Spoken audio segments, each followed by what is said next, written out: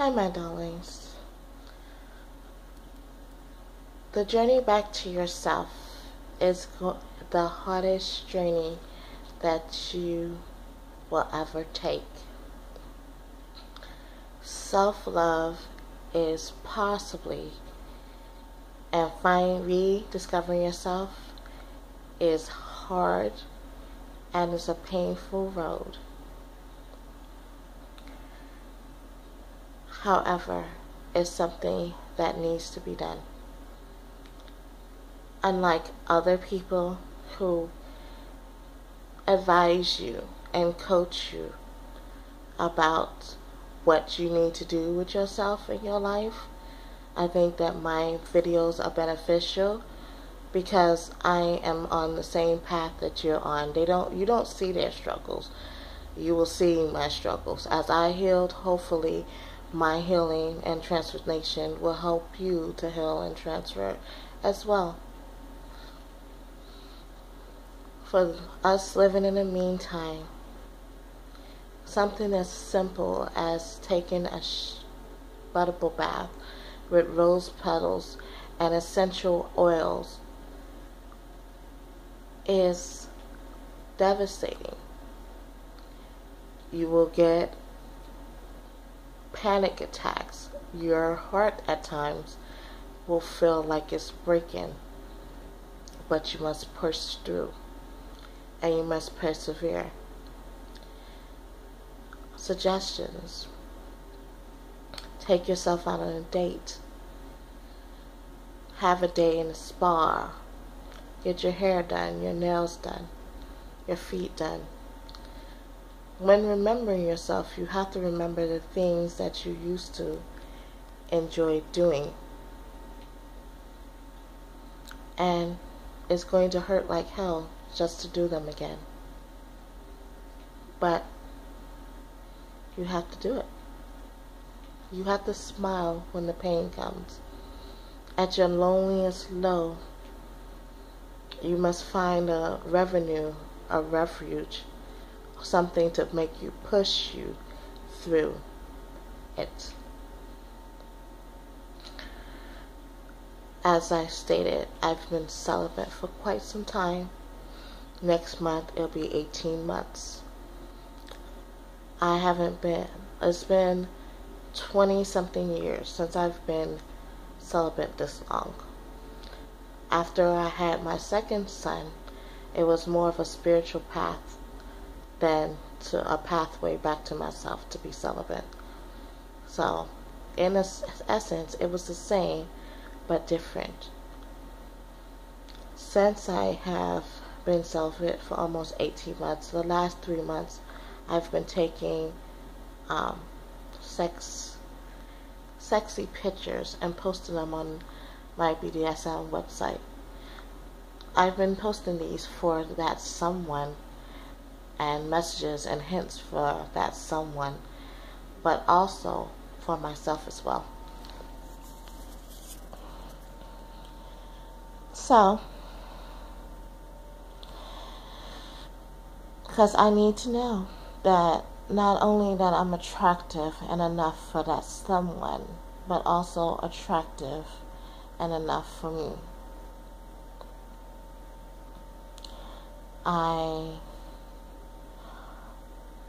recently, since I'm a work-at-home mom and I'm pretty much the chauffeur, and I decided to now start taking a day just for me, just for myself, just so that I can have a peace of mind, just for me. You don't have to do everything extravagant for yourself when you decide to date yourself or to have a day for yourself. Like I said, it could be as simple as a bubble bath. If you want to be extravagant and have a vacation for only one, go away for a month. If you have it, go do it. Go away for a month, a couple weeks, maybe a day, and just be with you. One of my favorite famous comedians, She said in the skit after she had her second divorce and she was feeling really low about herself, she rented a honeymoon suite for herself and she just indulged herself. And of course she added that she watched porn and just had the biggest orgasm that she could possibly ever have.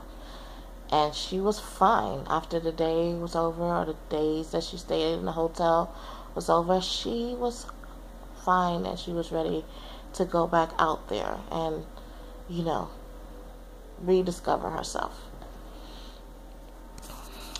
Next month, as well as it being my 18 months of celibacy, it's going to be hell, because next month my daughter or son that I lost would have been 2 years old, and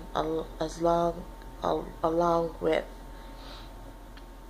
losing my relationship, I have that, and it hurts like hell. No matter how consciously I kept myself busy, my subconscious and the pain snuck up on me. And I know I'm not the only one in the party feeling that way. It didn't take me by myself to get pregnant, and it's not going to take me by myself to only feel that pain. And even though I have children, which a lot of people say that I should be lucky and grateful that I even have children, and that other people don't have that blessing, or that I should feel okay because I never even got to see an ultrasound. All I have to prove, or had to prove, that I'm pregnant is a slip of paper that said we found out that she was pregnant, and a pregnancy test that came back positive. And those people are full of it. They're the most stupidest, ignorant people that could ever walk on 2 feet. It's one thing to say, okay, you were pregnant and I didn't want the baby anyway, so I'm okay. It's another thing to want and try to have a child and succeed and then end up with nothing. They say that losing a child is the hardest thing that a person could ever go through. I lost my mother last year, and losing my baby hurts worse than that. That should tell you a lot. So, things I've done for myself. In 2013, when I lost the baby and my relationship was on the end, I learned how to drive, and I bought my first car. I signed myself up for bartending classes. I started a meetup group, and this is my beginning stages of my me time. I still kept my hair up at that time because I was still in a relationship. I haven't done my hair since last year, and last year I was doing various things, like even though I was pretty much kind of paralyzed for a lot of last year, I still took time out to push myself to go out and with friends or associates and stuff. This year I'm on my second car because my first car met an untimely demise last year, and I paid $600 for it. I paid a little bit less. My first car was $150 more, and this one's $150 less. I've put in a lot of more money since January till now into it because it had one issue, and that issue caused other issues to go berserko. But it's mine. I don't have a car payment. I don't have to worry about if I miss a car payment that a repo man is coming to get it or anything else. And I try to keep my things paid for in advance and not really have to worry about looking over my shoulder. I work hard for it, and I accomplished it, and I keep working hard, and I keep it maintained. Last week I actually did a half part of my hair. So if I can do half, I know I can eventually go on to do the rest of it. Right now, like I stated, I just wash it, air dry, and let it go. It's lengthy because I don't cover it at night. I'm thinking about re-bleaching it even, because it's kind of thing, and then re-dyeing it. But then again, this is something that I have to push through to do for myself and not so much for someone else. My relationships has never made me feel like I was less, or that I was not beautiful, or that I was not adored.